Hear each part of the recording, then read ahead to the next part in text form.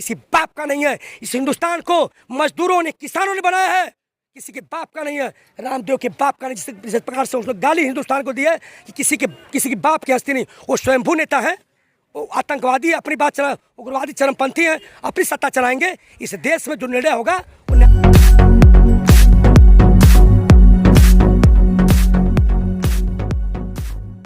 को तेज करेंगे। जिस क्या निर्णय लिया गया, निश्चित रूप से एक गांव में, घर घर में, ये पूरे हमने भारत के गांव में जिस तरह से 1942 का भारत असहयोग आंदोलन था, जिस प्रकार से गांव में जिधर निकल पड़े दो डगमग, उधर से पूरा गांव खाली हो जाता था। हम गांव में लहर बनाए जाए, क्योंकि हम कोविड नियमों का पालन कर रहे हैं, हमें भीड़ इकट्ठा नहीं करेंगे, लेकिन इस संघर्ष को आम आदमी तक, कश्मीर से कन्याकुमारी तक पहुँचाने का काम करेंगे। लेकिन आप बोल रहे हैं कि हम कोविड नियम का पालन कर रहे हैं, यहाँ पे बहुत सारे लोग हैं, कोई भी मास्क नहीं लगा रखा है। जी बिल्कुल, बिल्कुल मास्क का, चूँकि इस तरह से हम प्रयोग करते हैं यहाँ पे। हमारा गांव, हम बाहर जाते नहीं हैं, हम किसी को बाहर आने, अगर बाहर वाला आता है तो उसको ठीक से रखते हैं। हम लोग का एक गांव है, हम घर में रहते हैं, विलेज हमारा है। हम इस समय किसी बाहर के लोग पर अगर आते हैं तो बाहर उनकी मीटिंग होकर बाहर वो चले जाते हैं। जी बिल्कुल। तो आज जो मीटिंग थी उसमें क्या निर्णय लिया गया, ये पूछना। इसीलिए बता रहा हूँ कि इन चीज़ों को अब गाँव में जो पदाधिकारी हैं, जो जिस स्तर का है, वो गाँव के लोगों को जाए, कृषि बिल कानून के बारे में बताए। और वहाँ पे जो हम यहाँ आह्वान करते हैं, गांव में जैसे काला दिवस हुआ, उस दिन हमने बुलाया नहीं था किसी को। हमने कहा गांव पुतले जलाए जाए, गांव में विरोध जताया जाए। वही चीज़ गांव में अब चलेगा। बिल्कुल। 5 तारीख को क्या करने वाले हैं? 5 तारीख को जो चीज़ें होंगी अपने आप हमारे रणनीतिकार बता देंगे। हम आंदोलन को तेज करेंगे, कोई न कोई चीज़ों से जो अपने आंदोलन को, अपनी बात हम पूरे विश्व समुदाय से, सरकार से तरीके से हिंसात्मक रूप से रखने का प्रयास करें। आप लोग आंदोलन को तेज कर रहे हैं, लेकिन वही हिंदुस्तान करके एक चैनल वाले हैं, वो बोलते हैं कि दिल्ली हो जाओ सावधान, आ रहा है फिर से खालिस्तान। इस तरह से वो डिबेट चलाता है टीवी स्क्रीन पे। वैसे मीडिया वाले के बारे में क्या? Who is Zee TV, who is Anjana Kashyap, who is Arnab Goswami, कौन है ये लोग? ये कोई न्यायपालिका है, कोई एजेंसी है? ये प्रमाण पत्र बांट रहे हैं। आज जो भी इन नीतियों की, सरकार की नीतियों के खिलाफ बोलता है, कहते हैं भारत टुकड़े गए, कहते हैं माओवादी है, पाकिस्तानी है, खालिस्तानी है, आंदोलन जीबी है, जमाती। क्या है, क्या देश में हो रहा है? क्या हम उनकी नीति, जबकि दिशा रवि केस में देखा होगा, कहा गया कि नीतियों के विरुद्ध जो भी बोलता है उस पर राजद्रोह का मुकदमा न किया जाए, फिर भी कर रही है। तो कहने इसी सुप्रीम कोर्ट ने तमाचा मारा और इन्हीं नकली किसानों से बातचीत की, इन्हीं खालिस्तानी प्रो से। ये क्या है?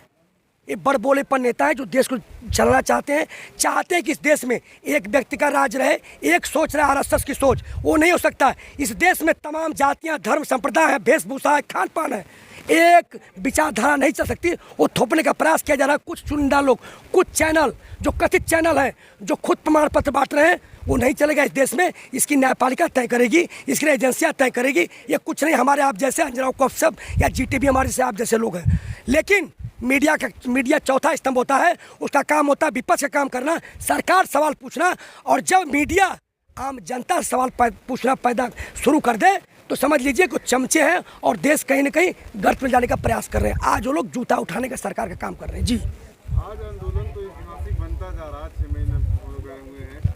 अन्ना हजारे जो किसानों के आंदोलन के लिए जाने जाते हैं, किसानों के लिए बोलते थे, मजदूरों के लिए, आज वो 6 महीने से चुप है, बोल नहीं रहे हैं। तो उस देश की सरहद को कोई छू नहीं सकता जिस देश की सरहद की निगहबान हो जवान और किसान।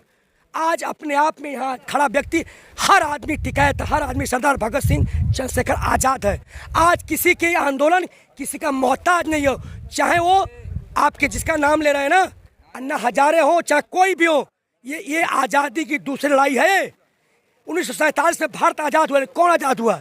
शहर, गाँव, जो मजदूरों और किसानों का आज भी आज़ाद नहीं हुआ है।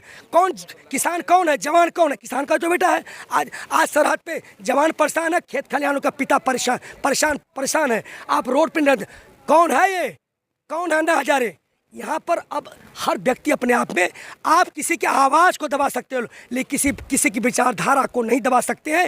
ये विचारधारा भारतीय सभ्यता संस्कृति द्योतक है। जब इस देश पर तानाशाहों का, आक्रमणकारियों का आक्रमण हुआ है, तब भारत एकजुट हुआ है। ना कभी तिरंगा झुका है, ना झुकेगा, न कभी भारत टूटा है, न टूटेगा। यही भारतीय लोकतंत्र की परंपरा है। चाहे अन्ना हजारे बोले या ना बोले, इस आंदोलन पे कोई फर्क नहीं पड़ता। जी, गुरनाम सिंह चेडोनी है, नेता है कांग्रेस के, तो उन्होंने एक कहा बयान दिया है कि जैसे हरियाणा में टोल बंद किए जा रहे हैं किसानों के द्वारा, बीजेपी जेजेपी का विरोध किया जा रहा है, ऐसे ही यूपी के अंदर टोलों को बंद किया जाए, उन पर विरोध प्रदर्शन दिखाया जाए सरकार के खिलाफ। अब वो तेज हो रहा है, क्या कहेंगे इसके बारे में? जी बिल्कुल, इस पर मंथन चल रहा है। जल्द ही टोल यहाँ पे भी मंथन चल रहा है। यूपी में कैसे क्या किया जाए, कौन कौन किसको किया जाए, सारी मंथन चल रहा है। जल्द ही संयुक्त किसान मोर्चा इस बात में तय कर लेगा और आप परिलक्षित होगा। कुछ बंद भी हो रहे हैं, कुछ बंद भी। इस पर पूरा मंथन चल रहा है।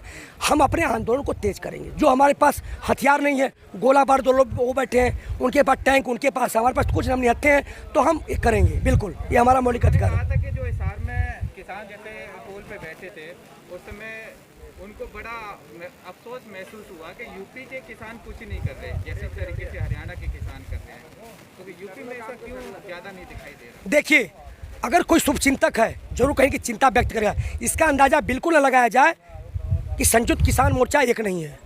निश्चित रूप से एक कॉल पे चाहे विरोध दिवस 26, 28 कुछ भी हो, एक काल पर सभी आएंगे। लेकिन चिंता करना, अगर घर में कोई भी व्यक्ति चिंता करता है किसी बात के लिए, तो समझ लो कि शुभचिंतक है।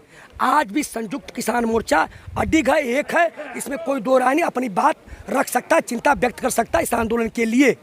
लेकिन आज आपने देखा होगा जिस तरह से भारतीय किसान यूनियन के लोग हजारों हजार की संख्या में काफिलों के साथ यहाँ आए हुए थे, निश्चित रूप से उनकी चिंता पर संज्ञान लिया गया है। और आज यहाँ पे आप लोगों ने, पत्रकारों ने देखा होगा, आपने बाइट भी ली होगी, यहाँ लाखों लोग हैं। जो ये पदाधिकारी हैं गाँव में जाएंगे, यहाँ पे तेज होगा।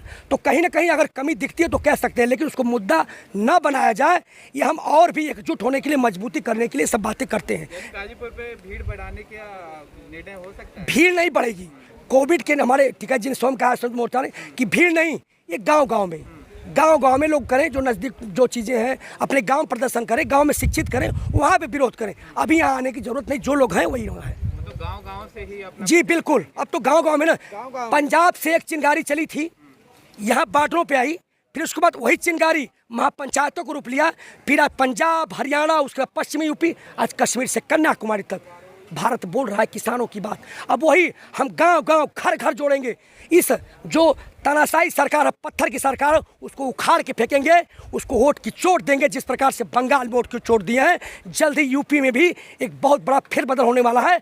बहुत से यहाँ के जो विधायक हैं वो हमारे पाले में आने वाले हैं। कहीं ना कहीं किसान यूनियन जिंदाबाद। ईश्वर बाबा रामदेव इसमें कंट्रोवर्सी में है। उन्होंने जिस तरह से डॉक्टरों का मजाक उड़ाया है, इसको लेकर उनका एक बयान आया है कि किसी की बाप की हिम्मत नहीं है जो हमें गिरफ्तार कर ले। है या किया?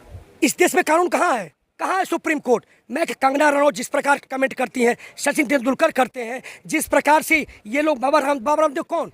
बाबा रामदेव तो कहना आप लोग बंद ही कर दीजिए। लाला अमरनाथ, बिजनेसमैन अमरनाथ, आप जानते हो जो योगाचार्य गांव में रहते थे, आपको योगा की सिखलाई देते थे, आज उनको जो उन्होंने न्यूट्रिला का जो शेयर खरीदा, उसको गाँव शहर उनकी औरतें, लड़कियां जो योगाचार थी वो बेच रहे हो, तो विशुद्ध हो गए, विशुद्ध कहीं से व्यापारी हैं, तो कहीं ना कहीं अपने व्यापार को बढ़ाने का प्रयास कर रहे हैं। मैं पोता चुनिंदा 4 लोग 5 लोग क्या यही देश चला रहे हैं? ये जो जिस गोदी मीडिया का नाम लिया वो देश की आवाज़ है। जो इन बाबाओं का नाम लिया, देश, जो एक्ट्रेस हैं, जो खिलाड़ी हैं, वो देश की आवाज़ है। 130 करोड़ जनता की आवाज़ नहीं है, लेकिन गोदी मीडिया उनको दिखाता है और उनको पता लगेगा। कहा है ना, या तो क्षमा मांगे या कोर्ट जाएंगे। जो 1000 करोड़ रुपए का 2 में से एक चुनना ही होगा। ये भारतीय लोकतंत्र है। देर से आएंगे लेकिन दुरुस्त आएंगे। सत्य परेशान होता, पराजित नहीं।